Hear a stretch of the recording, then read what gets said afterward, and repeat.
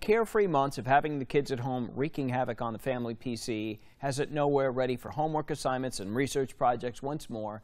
Have no fear. Mr. Wispy from Tech to You is here to share how to get your computer ready for back to school. For some people, it's August 11th, August 15th, others right around Labor Day. So it's not too soon for us to be addressing this very important subject matter. So what's the first thing people should do?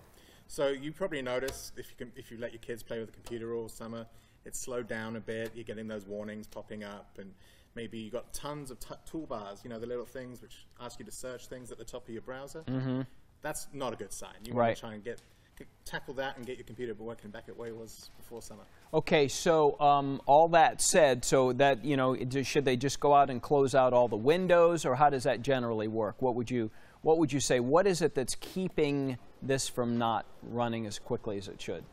So what you would do is if you run anti-malware on your machine. So we always like using WebRoot Secure Anywhere. It's a software that we use. What it does is it identifies malware by its actions and not any historical behaviors like other malware software does. It searches a database. This actually looks proactively at what's going on in your machine. You might think it's running slow and you see the pop-ups coming up, but this software will actually tell you what's wrong with it. So what do you do with the malware if you determine that it is doing damage to your system? So this WebRoot will actually handle it. It will report it and get your machine fixed again by running a software check and making sure all your programs are working the way they should be. It can even restore files that have been encrypted by ransomware. Maybe you've heard of ransomware, where these criminals get in and actually encrypt your files and then hold you hostage and try and charge you money to get it back. What's worse, malware or ransomware? It's kind of the same. Ransomware is pretty bad, but malware can lead to ransomware, because what it does is it's kind of like a progression.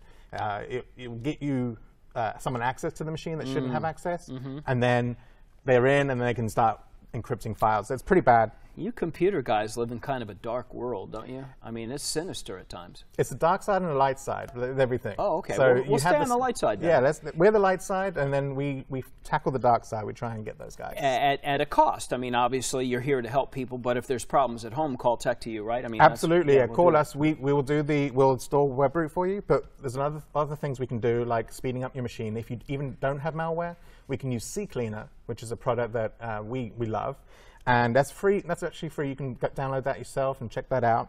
That will get rid of all the invalid shortcuts on your machine, get your browser up to date, and things like that.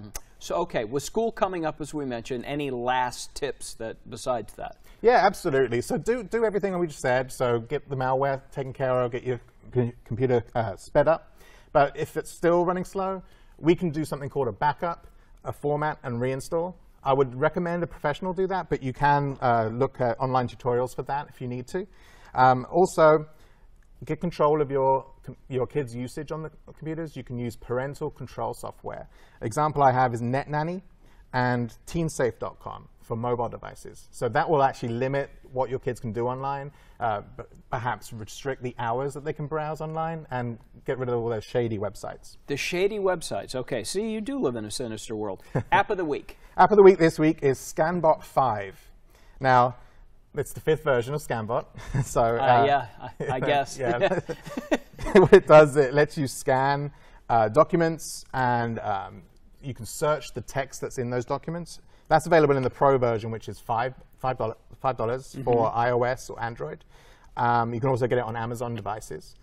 There is a free version, which will just let you scan your documents and save them as contacts, like meeting notes, business cards, invoices, things like that. And it's all designed to make your life a little bit easier, because we do collect a lot of paperwork and documents with all these different things and bills that come in. ScanBot 5, way better than ScanBot 4. Exactly. Yeah, they're new and improved.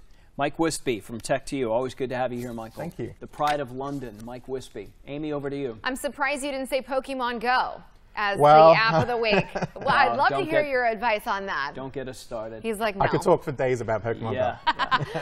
I'm sure you and everybody else, the rest of the world, could.